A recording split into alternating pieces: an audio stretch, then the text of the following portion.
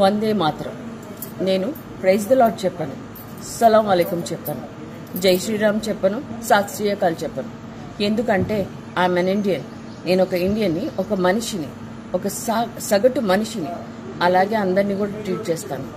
ఈరోజు నేను ఇలాగా సోషల్ మీడియాలో వచ్చి మాట్లాడటానికి ఒక స్ట్రాంగ్ రీజన్ ఉంది.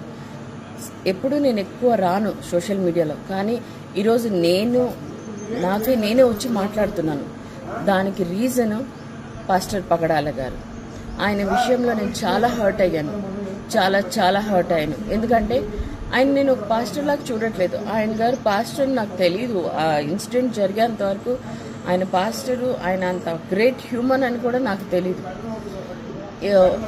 అతను ఎంతో సోషల్ సర్వీస్ చేస్తున్నారు. అనాథలకి షెల్టర్ని ఇస్తున్నారు, ఎడ్యుకేషన్ ఇస్తున్నారు, హెల్త్ ఇస్తున్నారు, హోమ్లెస్ వాళ్ళకి షెల్టర్ ఇస్తున్నారు. ఒక మనిషి ఇంత మంచి పనులు చేస్తున్న మనిషిని మనం ఎలా చంపుకోగలమండి? ఒక మనిషి ప్రాణం తీయటం తప్పు, చాలా తప్పు. ఒకరి ప్రాణం తీసే హక్కు మనకు లేదు. ఒకరి ప్రాణం పోయలేనప్పుడు ఒకరి ప్రాణం తీయటానికి కూడా హక్కు లేదు. ఎస్, ఎవరైనా కొంచెం వైలెంట్గా బిహేవ్ చేస్తే ఏరా పశువులా బిహేవ్ చేస్తున్నావు అంటాం కదా. పశువుల్ని నిజంగా చెప్పాలంటే పశువులు ఎప్పటికీ అలా హర్ట్ చేయవు, అలా బిహేవ్ చేయ. మన మాటలు వాడుకలు అలా అంటున్నాం, కానీ పశువులు ఎంత సాధువుగా ఉంటాయి.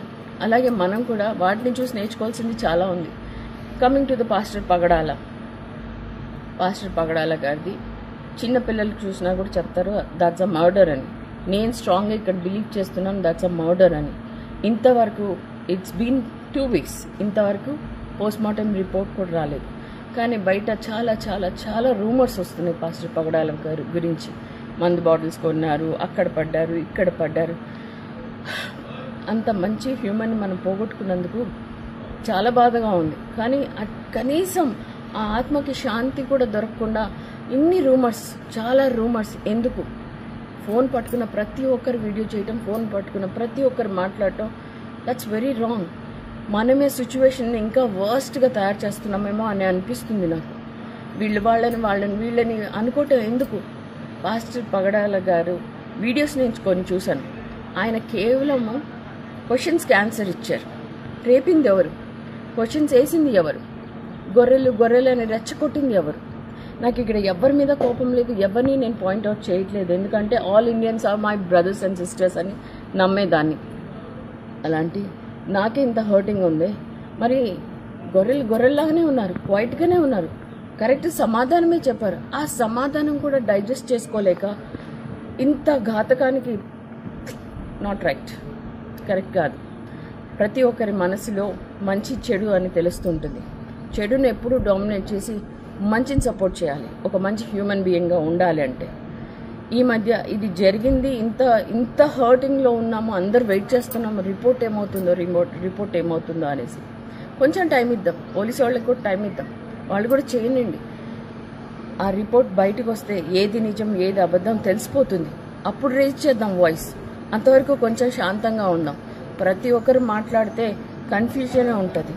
ఇది ఇలాగా ఉండుంటే అంతలోనే అజయ్ బాబు గారిని ఎవరో కిడ్నాప్ చేశారు పోలీసులు అంటూ, కానీ వాళ్ళు పోలీసులు కాదంట. పోలీస్ స్టేషన్కి వెళ్తే ఇక్కడ లేరు, అక్కడ లేరంట. ఒక సగటు మనిషి రాత్రి పూట మాయమైపోయిన మనిషి గురించి వాయిస్ రేస్ చేసే ప్రతి ఒక్కరికి హక్కు ఉంది. ఎక్కడ పోయారు? అజయ్ బ్రదర్ ఎక్కడ పోయారు? ఎందుకు పోయారు? ఎవరు పోంది ఆయనే ఎందుకు పోయారు? ఎందుకంటే ఆయన గట్టిగా జవాబులు చెప్తారా, గట్టిగా సమాధానాలు ఇస్తారా?